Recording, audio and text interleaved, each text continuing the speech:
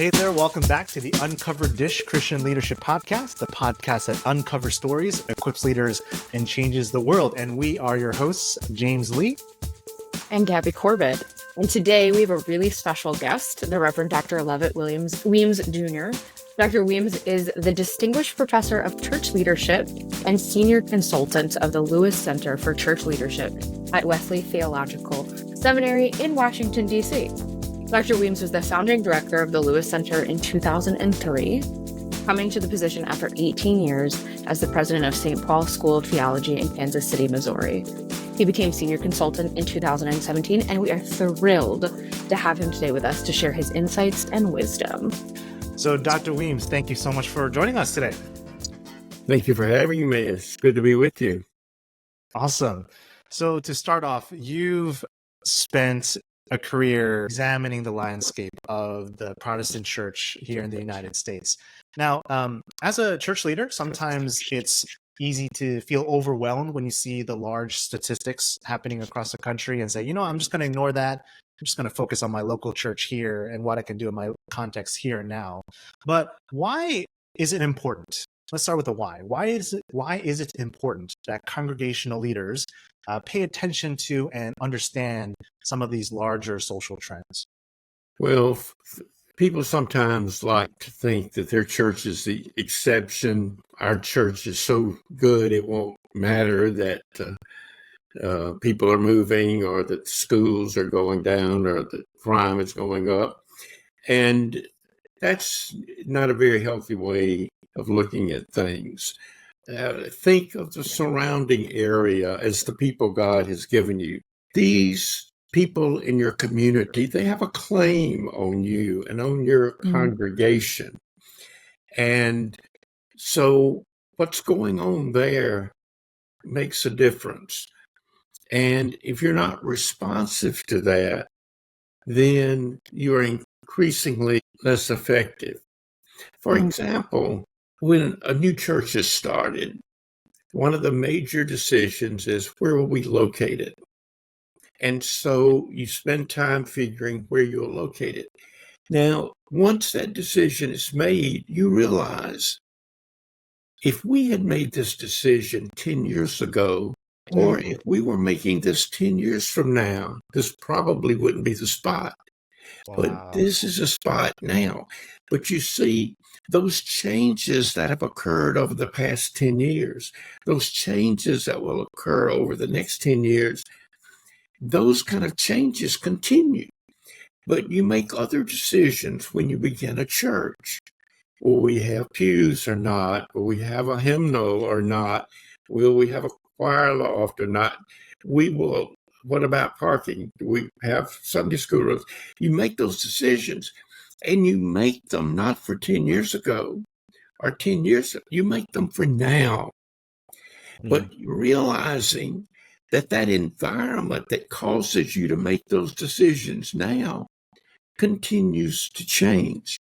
And as a sociologist of religion, Nancy Ammerman, says that when communities change or the needs of people within congregations change, churches have many options for how they might respond.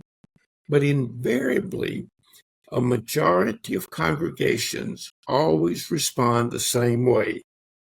They keep doing the same thing. So I think of paying attention as a spiritual discipline. Paying attention to what's going on in the community. What do you see that you hadn't seen before? And our church members think, some will say, I know this community like the back of my hand. They really don't. They know the part of the community that they know. They probably know very little about the jail. A lot of my church members, they never spent much time in jail. I have a couple that probably should have, but they didn't. It's all kinds of things. Those that no longer have children in school, they really don't know a lot about what the young children are like today or what's going on in schools. Those that have never been a single parent really don't know a lot about that. And the other thing we know is today, most regular churchgoers spend most of their time with other regular churchgoers. That's their circle of friends. Yep.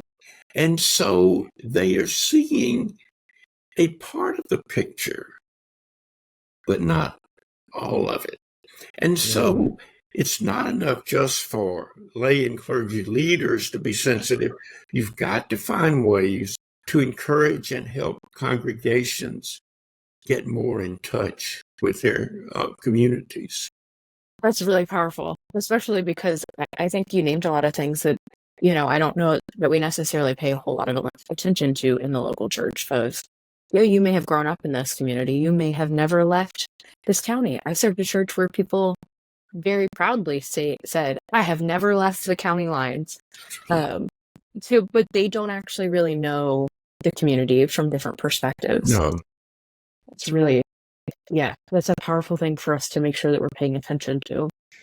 So, Dr. Weems, you've written lots of things for the Lewis Center. And I read your article that you wrote about Shirley Chisholm and the opportunity that you got to spend with her while you were in seminary.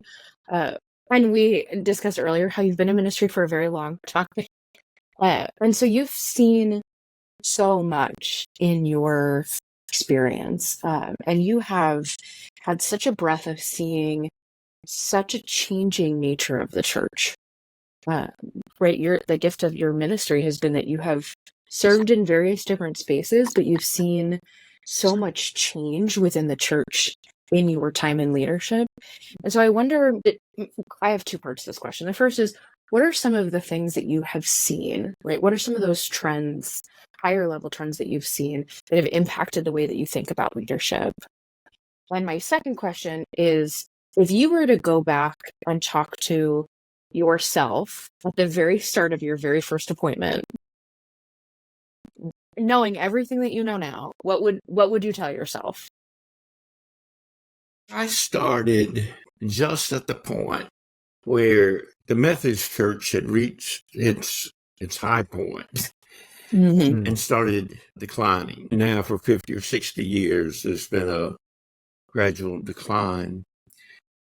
Now going back before that, Methodism represented the greatest example of church growth and evangelism in the history of the country. In the late 1700s, the historian William Warren Sweet said that Methodists are the smallest and the most insignificant religious group in the country. By 1864, Methodists had become the largest denomination in the country, 50% larger than the next size denomination. And when a delegation called upon Abraham Lincoln on their way to the 1864 General Conference in Philadelphia, he handed them a letter he had prepared in which he said, all the churches are important, but we know that the Methodists are most important, not only because of their greater numbers, but their greater significance. That's a sea change. But in that, historian Nathan Hatch says by I think it's by the 1840s, Methodism had begun its pilgrimage to respectability. And all of a sudden now, Methodism had become the largest church. Thousands of churches had no buildings. But now the buildings were across from the courthouse. And now it became the denomination for people. So that continued. And as the nation was overwhelmingly Protestant, and you had a growing middle class and predominantly white, and then it continued to grow, but not quite as fast as the population. And it only had net declines in the mid-1960s. But there's a lot of things that happened after that time. 1965 was the Immigration Act that started changing the nature of the country. Also, you had after World War II, you had a lot of moving up in the social standing. It's like I had a sociology professor that said one time that 90% of admirals may be Episcopalian, but almost none of them started there, There. Mm. Yep. And so then what you have, that social movement kind of stopped because the 70s became a time of evangelical church becoming more prominent, more educated, more mainstream. So in many ways, we have continued to assume that our future would be like our past. So Wow. we continue to do very well. Most churches will say we need a few more young families with children. But if you have a married couple with children living at home, we're doing about as well reaching them now as we ever did. But back in the 1950s, just over 50% of households were that way. Now it's 20% or less. Singles went ahead of marrieds several years ago now for the first time in the nation's history. We also have become not only far less Protestant, but far less Christian. But we've continued to do what we knew how to do. As Peter Drucker says, that when organizations start declining, it doesn't mean they're doing bad things. What they're doing is fine. It's their assumptions that are wrong. The assumptions that young people leave the church, but then they'll get married and come back. Well, number one, they don't necessarily get married. Or if they do, it's much, much later. They're having children later. You assume if somebody from your denomination moves to your community, they're going to come to your church. You're going to assume that most of the people who come to your church will be those who live nearest the church, where today people will pass by 2 or 3 churches of the same denomination to get to the church they're going to. Even Roman Catholics that have a geographical parish church, wherever you live, you are located within, you have a parish church. 25% of Catholics who go to church go to a parish outside their geographical parish. So it's all of these things it's those assumptions, and we keep playing those assumptions. So today, the demographics of regular church goers and the demographics of the general population are very different. Yeah. Churchgoers are older, less diverse, more educated, more married or have been married. They have more assets. They have more income. Those in the general population are less married, less white, less affluent. So it's like 2 different worlds. Wow. I've seen churches. When I was a pastor in Mississippi, every year, as we still do, you vote to close some churches. And they would read a resolution, whereas the people have moved away from the community. And whereas these 5 people have bravely held this church together forever. And whereas they have set up a cemetery association. And whereas they're getting older and they feel they can't continue anymore, we give thanks for this ministry, and it closes. Every year. Now, they've been going to those 4 or 5 people, and I know a lot of those churches. I've served a lot of them. I served a church one time, but only had 2 people. At least they only had 2 when I got there. After a couple of years, they still had 2 people, and I was so thankful, so thankful. Well, it's good. But so we closed the church. 1 year later, there's a Pentecostal church in that building with 100 people. Now, where did those 100 people come from? Mainline denominations have wonderful statements on diversity and inclusivity. A church like Assemblies of God, they probably don't have a single resolution, but they're far more diverse. Diverse. You see?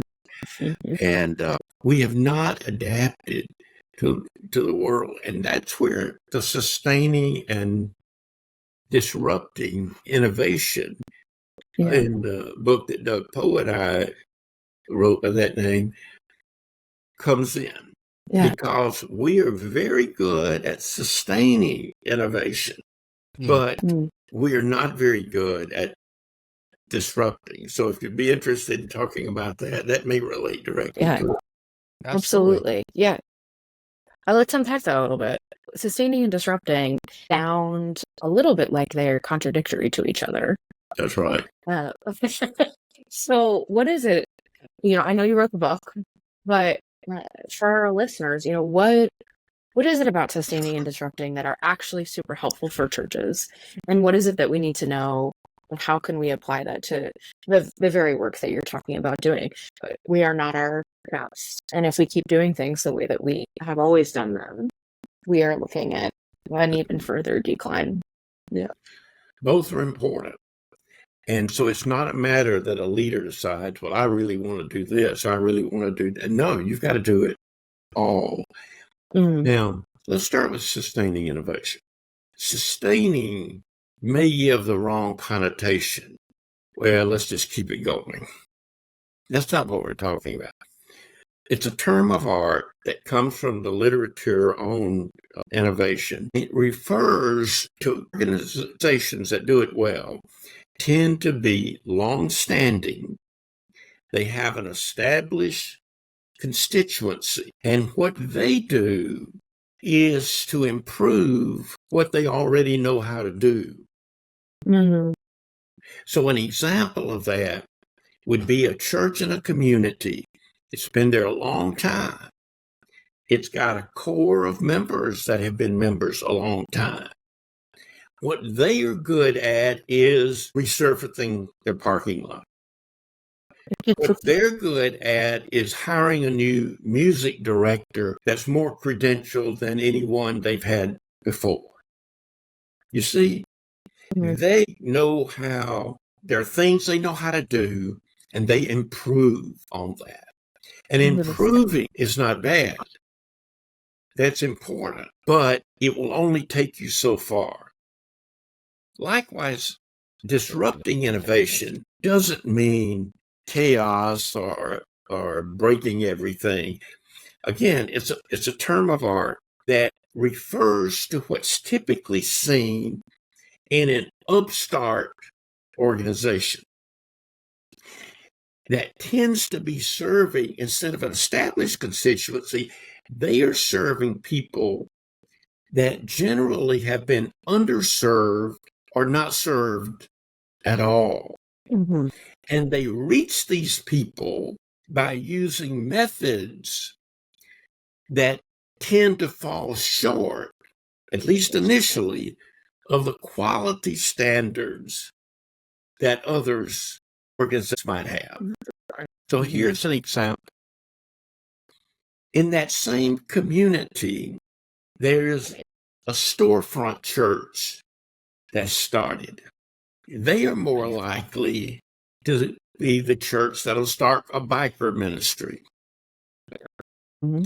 They are the church that will have a vacation Bible school at a public park across from a housing development because they don't have a space of their own to use, you see? Mm-hmm. And they'll attract kids from the housing thing. Now, the dilemma is that if sustaining organizations, if they could do those things, in fact, they'd have more money to have a biker ministry than these folks will. They've got no money to spend. It'll be all volunteer. Or they could have their vacation Bible school and instead of having it in their family life center with the full-size gymnasium and all those things, they could have it in the public park on the other side of town across from subsidized housing. But they're not. Because everything it means to be established church means we have vacation Bible school this way. And we don't even have members with tattoos, much less bikers, you see? Now, well, what happens over time, whether this is in business or in the church, established church keeps improving on what it's doing. And they look at that storefront church and they say, well, people who come here to our church, they wouldn't be interested in that anyway.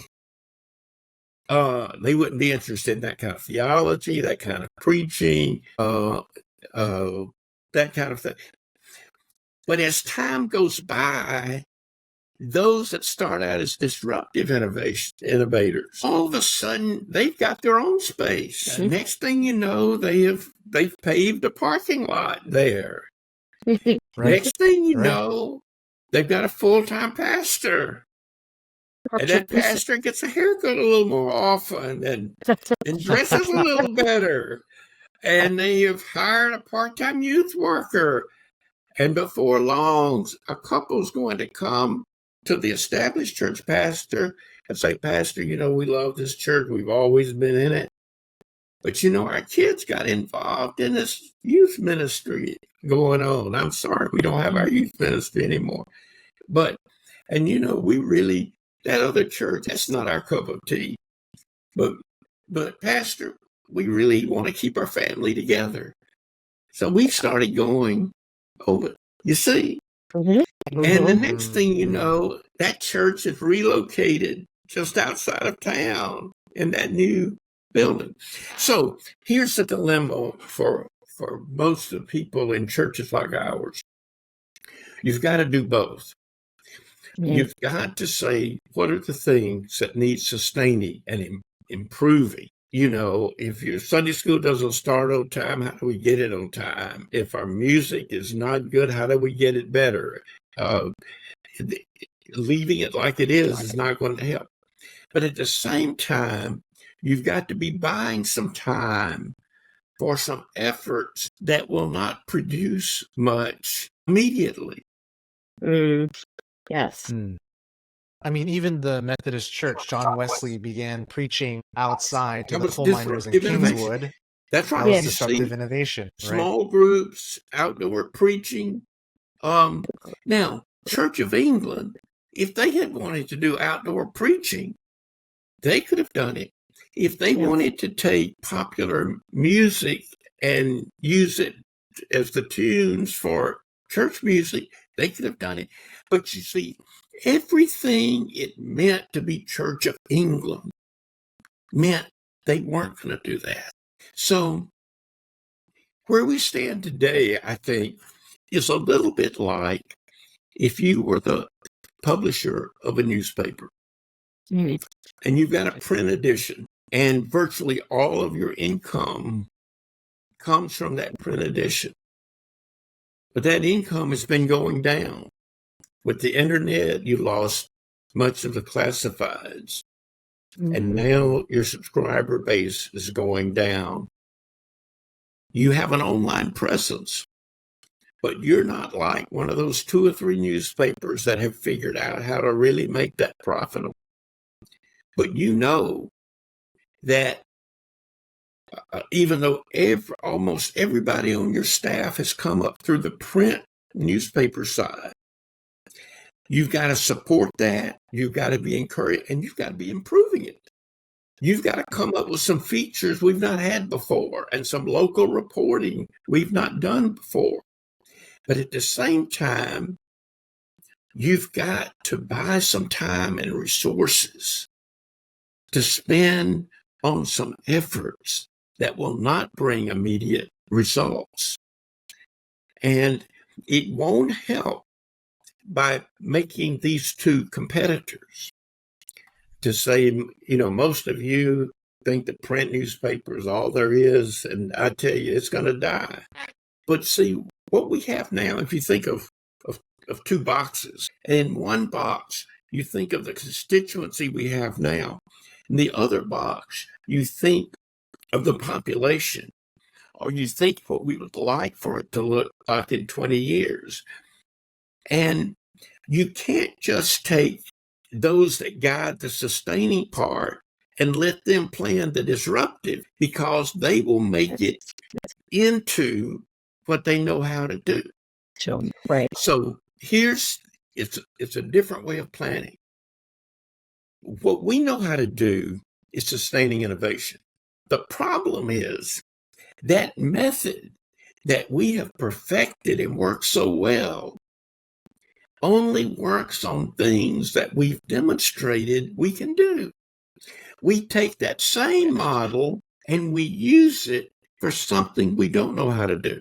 Dr. Weems, you write about potential reach, readiness, and fit, how that helps us to take the next faithful step, whether we're trying to sustain or whether we're trying to innovate. So what do church leaders need to know about potential reach, but then also readiness and fit? Yeah, well, thanks for asking that, because at any time, sensitive leaders are going to say, oh my, there's so many things we need to do. We've got a growing Hispanic population with no connection.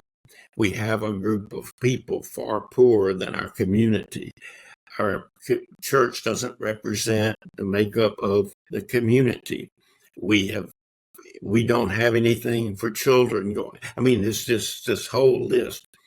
So what we do, we give some, even a chart and a technique you can use in chapter 6, where you can say, begin by listing what are the challenges and the opportunities that you have. And then you ask yourself a series of questions about each of them and give it a numerical rating. And it doesn't mean that something that doesn't rate high doesn't get done, but it may be one of those things that we do, like we turn the lights off when we leave a room. We're not going to build a whole daggum year around it. But yeah, we need to get some people working on that and do it. You see? But if we say, if one of those things was reaching younger people, and we've documented that our average age has been going up for 30 consecutive years, not only is this something that's critical, but, for instance, one of the questions we use is, if we succeed, how will this impact other dimensions of ministry? So there's some things you could do, like the choir getting new choir robes. That may be great, but it's not going to make a big difference on the prayer life of the church or the justice net. You see? But if you have been increasing your average age for 30 years, and by hook or crook, you're able to reach not young people, younger people, it's going to make a difference in everything else. Right. You see?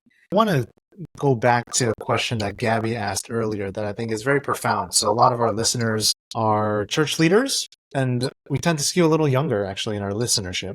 And so Dr. Weems, if you were to have the opportunity to meet your 20-year-old self, and you carry the experience that you have now and what you know now, what would you tell younger Lovett Weems? I was hoping you had forgotten that question, but here's what I think I would do. I would focus on outcomes more than activities, and I would focus on talking to a lot of people and learning from other people. Whatever church I was in, and I've served churches of all sizes, I would find a church a bit larger, and I would go, and I would take people with me, and I'd visit there. Tell you, it didn't matter what denomination it was. What do you do? What have you learned? And people that are doing what we're not doing, what can we learn? And then say, how might we, out of our theological tradition, out of our cultural values, how might we do some of those things? And then I think what happens is that instead of having this cycle of decline we've had, you get a kind of a virtuous cycle that is what Margaret Wheatley talks about as a field of energy, that one thing leads to another, leads to another.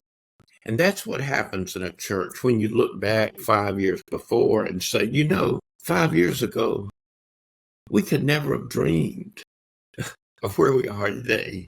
Yeah. Yeah. And so that's not like coming up with some master plan 5 years ago. No, it's doing that, taking that next faithful step. And then if you keep your grounding on your mission, that opens the possibility for something else and for something else. And you keep to build on those things. Yeah. That's so powerful. That this whole theme of staying curious it's been popping up a lot in leadership and parenting and all of those things. I think that's really important. That's right. Looking for clues, paying attention to the spiritual discipline. Yeah. So, okay, thank you so much for this really powerful. There's so many good things that have been said and so many ways to really kind of sit and start thinking about what do we learn and how do we kind of keep moving forward. But we have one final question for you. This is a question we asked all of our interviewees. We are Methodist. You are Methodist. We love a good covered dish. That's why we're the Uncovered Dish podcast. And we are really interested in what people like to eat. So if you had to eat one dish for the rest of your life, breakfast, lunch, and dinner, what would that one dish be? No variations. That's probably pizza. Pizza. This is a lot of people say pizza. And I have to ask, any particular toppings on your pizza? Well, probably vegetables. Some kind of vegetables. Okay. All right. Well, thank you so much again, Dr. Weems, for coming on the podcast. If folks want to reach out to you or connect with you, learn more about your writings, where can people reach you? First of all, I encourage everyone to sign up for our online newsletter, Leading Ideas. And you can go to churchleadership.com for that. And my email is lovettw@wesleyseminary.edu. Just go to the Lewis Center for Church Leadership and you can get what you need there. There are many resources there. And our book's called Sustaining While Disrupting. Right. Amen. Thank you so much. We loved having you. Thank you so much for this conversation. We look forward to talking to you soon. Great. Take care. All right. Take care. Take care, Dr. Weems. Thank you again. Goodbye.